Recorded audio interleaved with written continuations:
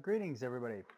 This is a attempt at overdubbing some of the slideshows that you have online. And we're going to start with, of course, the Chapter 16 outline. Chapter 16 is Lymphatic System and Immunity. So here we go. Hang in there. This is new to me. It's new to you. We're going to figure this out together. So we're talking about the body defenses against infection. The thing is about infection is that anything that your body considers to be a foreign object will be attacked by some level of the immune system. And so the trick is, how does your body figure out what is not you and what is you? You don't want to attack you. Of course, that's the basis for a lot of autoimmune diseases. And there are lots and lots of those around, lots of examples of those. But your body at an innate level, at the beginning level, has to figure out what you are versus what is foreign to you. And so what's foreign to you is called a pathogen. A pathogen is a disease-causing agent, as you see there on the screen, right? So this includes, of course, the obvious bacteria, viruses. Yes, this COVID-19 virus is considered a pathogen. Then there are other organisms like protozoa, spores of multicellular organisms like fungi, other organisms. Even oddly shaped proteins can be sensed as an immune foreign agent against your body. That's considered a pathogen. The thing is about a pathogen is it says if it's unchecked, it causes infection. Your body reacts to that foreign body, that foreign invader. And there's really two big ways in which your body responds, right? It responds to, as is known as innate defenses, or these are called non-specific defenses. Non-specific means that it doesn't matter what it is, your body reacts to it. It doesn't care what it is. It's not even in the business of figuring out what the foreign invader is. It simply protects against all these different kinds of pathogens. It recognizes the pathogen and says, that is a foreign object. I am going to react against it. There are other kinds of, the secondary kind of immunity is known as the adaptive defense. And that's immunity as you come to define it in most situations. You think of immunity as immunity to a specific foreign pathogen, a specific target. So, for example, this COVID-19 infection that's going around, you, of course, think of your immune system as reacting to that specific thing. But that specific thing is called a novel coronavirus. Novel coronavirus means, novel means simply that no one on the planet has ever seen this virus. No immune system has ever seen this virus. And so you are what we refer to as naive to this pathogen. We have a primary immune response, so we're going to have an innate defense against it, but it's not enough. Our adaptive immunity takes several weeks to show up. And so that's the problem with a novel infection, is that our immune systems don't know how to react, and it takes several weeks for it to react. And if you survive that several weeks, then you have long-lasting immunity, which is wonderful as long as you make it to that level. But let's talk more about that process. All right, so here is a chart. This chart reveals the kind of innate, or what's known as non-specific defenses that your body puts up against a foreign invader, a pathogen. So, of course, there's species resistance. Species resistance means that you are susceptible to certain diseases that, say, your dog or your cat or a bat or a snake is not privy to. They don't get those infections. They may carry those viruses or they may carry those bacteria. And so that's what they're referred to as carriers of a disease. But they do not respond to it. It is not a foreign pathogen to them. And they do not react to it in the same way that your body would react to that foreign invader. Um, uh, the classic barriers are the mechanical barriers. Mechanical barriers, skin. Skin's your first and foremost barrier against the outside world, right? Mucous membranes prevent the entrance of infectious agents.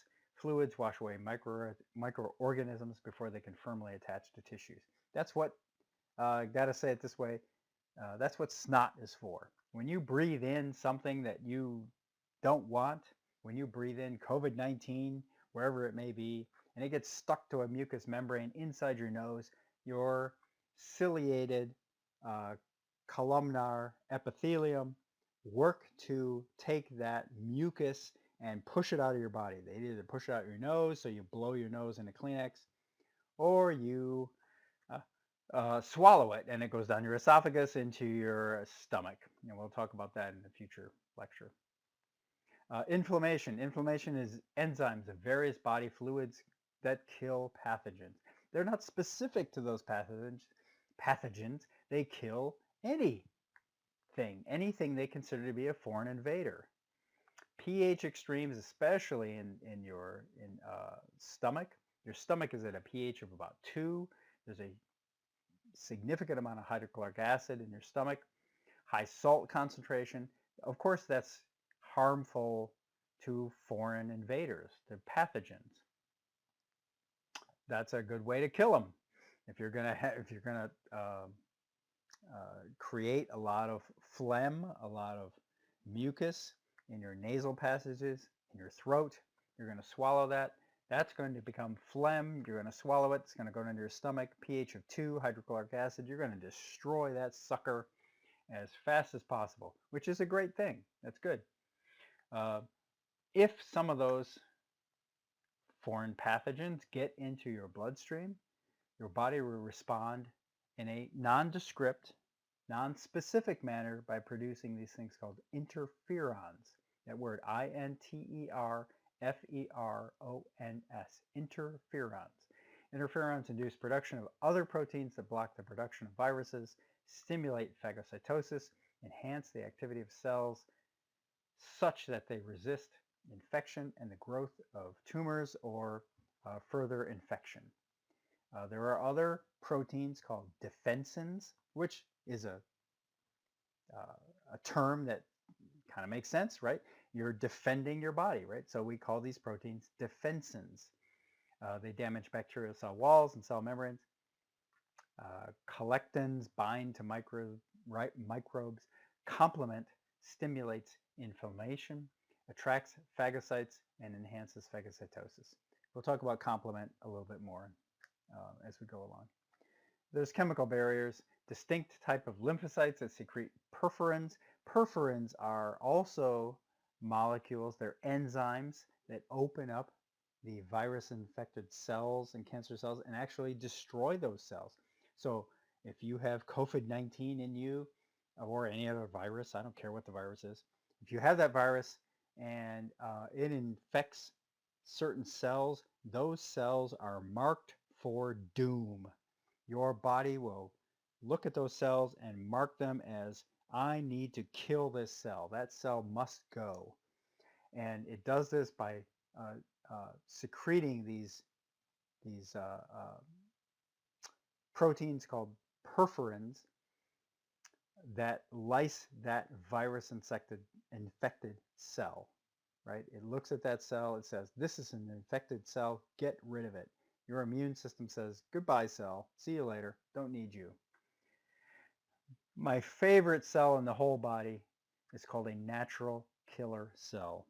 And then the natural killer cell, I mean, they should have made a movie about this one. The natural killer cell is a tissue response to injury that prevent the spread of infectious agents to nearby tissues. We're going to talk about natural killer cells a little bit more.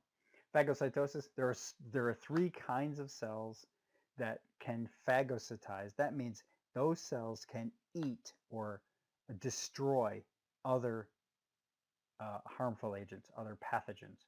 Those three types of cells are called neutrophils, monocytes, and macrophages. Those three types of cells have the ability to phagocytize other invading foreign cells.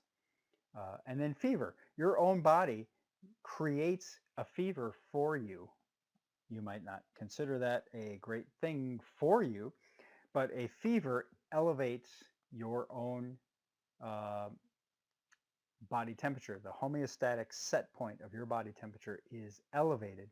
It turns out that your immune system is actually stimulated by an increase in the homeostatic set point of body temperature. We have a name for that. That's called a fever. When you have a fever, your immune system is more reactive and the proteins are more abundant during a fever than at any other time, which is normal, right? That seems like, I mean, if you think about it, that makes sense. At a normal body temperature, your immune system is offline or barely online, maybe. It doesn't really pay much attention. When the fever gets elevated, your immune system says, I'm ready to go. Let's kick into action.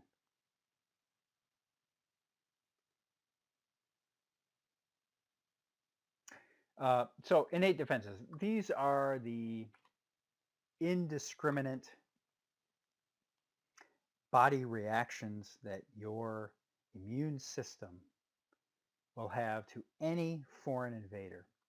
So the first thing is species resistance. Species means that, so for example, I know you've heard this over and over and over again, but the COVID-19 virus came from bats or snakes, or we don't really know the whole history of that. We'll figure that out as time goes on. But those animals did not react to this virus as a foreign invader. However, once we get it, we have a certain immune response to that foreign invader. So those other species are resistant to that disease.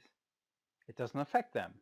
Certain species do not have the appropriate temperature or chemical environment or particular pathogen to survive and proliferate. So those organisms are considered carriers of that disease, whereas we, my dog is now next to me. Hey, puppy. We do not react to those particular foreign invaders. However, if those foreign invaders are carriers, what we refer to as carriers, if they're carriers, then once we get those pathogens, we react to those as pathogens, as foreign invaders, and then we mount a response against that.